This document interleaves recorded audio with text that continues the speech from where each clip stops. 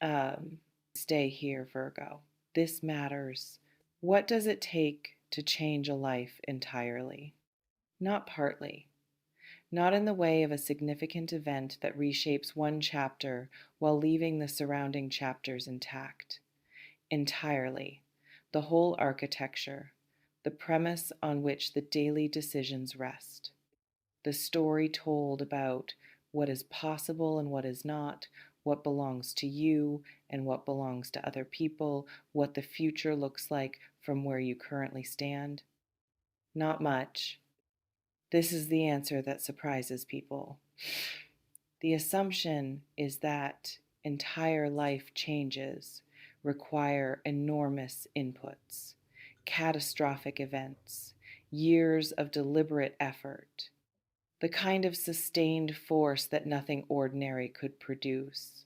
But the chemistry of change does not work that way. Some reactions require enormous activation energy. Others, the ones that rearrange everything, the ones that are irreversible, the ones whose products bear no resemblance to their reactants, require almost nothing. A catalyst. A single molecule in the right place at the right time, present not as a participant in the reaction, but as the condition that makes the reaction possible. That lowers the activation energy below the threshold of what the available circumstances can supply. That transforms what was chemically possible but kinetically impossible into something that simply happens. Something catalytic has entered your system, or is about to. The difference between those two statements is smaller than it sounds. Catalysts rarely announce their entry. Before the reaction, the reactants have been in place for a long time. Everything required for the change that is coming existed before the change began in you, in your circumstances, in the specific combination of what you have become and what your life currently contains. The raw material was never missing. The potential was always there. What was missing was the catalyst, and the absence of it produced a particular experience, the experience of a person who can feel the potential of their own life without being able to access it, who senses in some inarticulate but persistent way that what is available from here is larger than what is currently being produced, who is not stuck in the way of someone who has run out of options, but stuck in the way of someone whose options have not yet been activated, whose reaction has not yet been catalyzed. That experience has a specific texture. Not hopeless, the potential is always present, which means hope is always justified, but frustrated. A low grade, chronic, quietly exhausting frustration that comes from being able to feel the distance between what is and what could be without being able to close it. From working hard in the direction of the potential and finding that the work produces motion, but not the reaction that motion was supposed to produce. The catalyst changes this.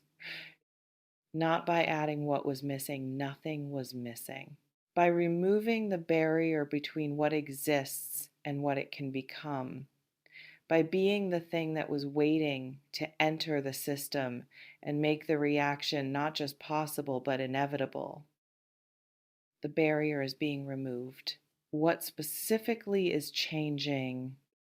The frame, not the contents of your life, not yet, not immediately, but the frame through which the contents are perceived, the interpretive structure, the set of assumptions that determines what the facts of your life mean, what they point toward, what they make possible or impossible, what story they add up to.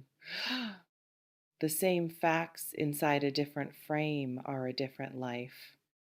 This is not a small thing to say. It is actually the entire thing, because the life we live is not the raw facts of our circumstances, it is our relationship to those facts, the meaning we assign, the story we build, the frame we place around what exists and through which we perceive what is possible from here.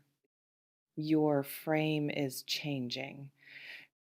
The same facts that constituted one story are reconstituting themselves into another, not because the facts changed, because the frame did. Because something has shifted or is shifting in the interpretive structure through which you understand what your life is and where it is going and what you are allowed to expect from it. And the new frame is not optimistic. That is too simple a word, accurate, more capable of containing the actual size of what is possible from here without the preemptive shrinking that the old frame required. The old frame was built during conditions that no longer apply. It was the right frame for a different season, precise, protective, appropriately sized for circumstances that demanded a certain kind of modesty about expectations. But those circumstances have changed. The season has turned, and the old frame, carried forward into new conditions, has become a constraint rather than a container, has been making the life smaller than the life actually is. The frame is breaking open, not shattering, opening, expanding at the edges to accommodate what has grown past its previous dimensions. The person in this, because there is one, there is almost always one in the catalytic events of a life, a specific human being whose arrival or action or disclosure functions as the molecule that lowers the activation energy, whose presence in the system creates the condition that transforms potential into actual, not because they are exceptional in the abstract sense, not because they are the objectively most remarkable person who has ever existed, but because they are specifically, precisely, exactly the catalyst for your specific, precise, exactly you reaction. Because the combination of what they carry and what you carry produces, in their meeting, something that neither produces alone. This is the chemistry of it, not metaphor, now actual chemistry. Two substances that are stable in isolation, unreactive, producing nothing remarkable when left alone, that combine to produce something neither was individually capable of producing. Something with completely different properties, different behavior, different possibilities. You have been a stable substance for long enough. The reacting is beginning. And the product, the thing produced by the combination of you and this catalytic event, this catalytic person, this specific input arriving at this specific moment into the system of your life, bears as little resemblance to the current version of your circumstances as the product of a chemical reaction resembles the reactants that produced it. What comes out is not what went in. That is the shock. That is the entirety of the change. How entire life changes actually move through a person, not all at once. This is the first thing to understand and hold on to through whatever is coming. The change is entire in its ultimate effect in what the life looks like on the other side of it, from the vantage point of 6 months from now, a year from now, from the future self who will look back at this stretch of days and be able to see clearly what was shifting. But the movement of it is incremental, layer by layer, one reframing leading to another, one door opening, revealing the next, one recalibration, creating the conditions for the recalibration that follows. The entirety of the change is not delivered in a single moment. But the single moment that initiates it is real, is, is identifiable, is the specific, datable, this is when it started moment that every entire life change contains the catalytic event, the frame breaking disclosure, the arrival of the thing that lowered the activation energy below the available threshold.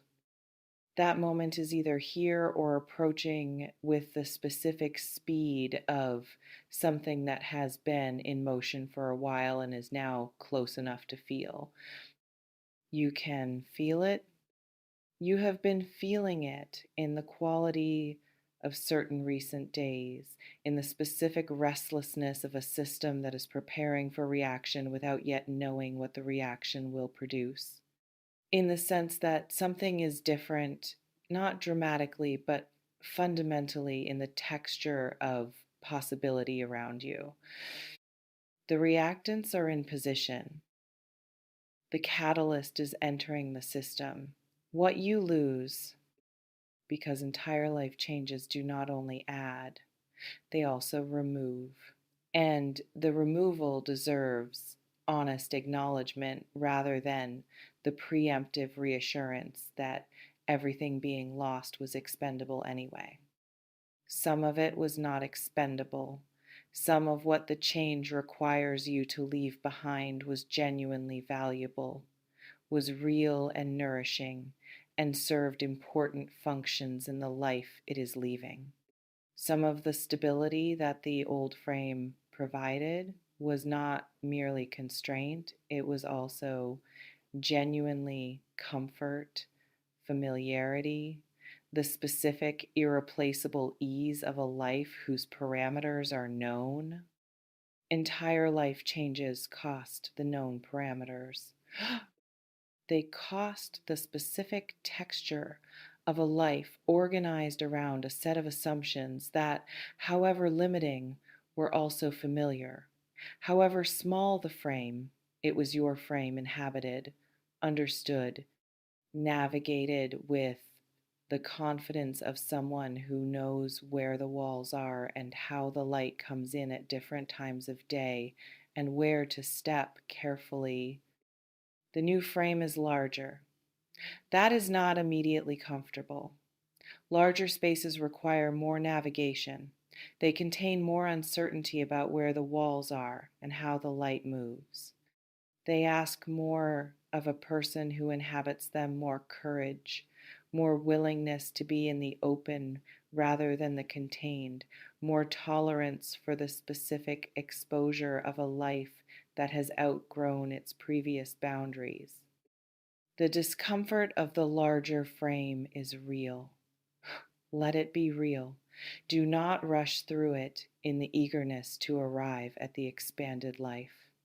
Let the leaving of the old frame take the time it takes, which is not long, but which is not zero, which requires its own brief season of mourning the comfortable small, even as the larger is clearly better. Then expand into it. Fully, the irreversibility. This is the part that matters most to understand before it happens rather than after. Entire life changes are not reversible. This is not a warning, it is a comfort, though it may not initially feel like one. It means that whatever the discomfort of the transition, whatever the loss of the familiar frame, whatever the specific challenges of navigating a larger and less known space, the direction is fixed, forward.